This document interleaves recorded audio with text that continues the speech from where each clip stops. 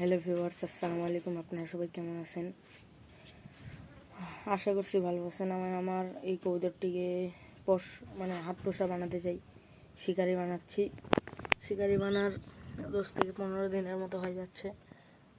বাচ্চাটি হালকা হালকা শিকারি হয়ে গেছে।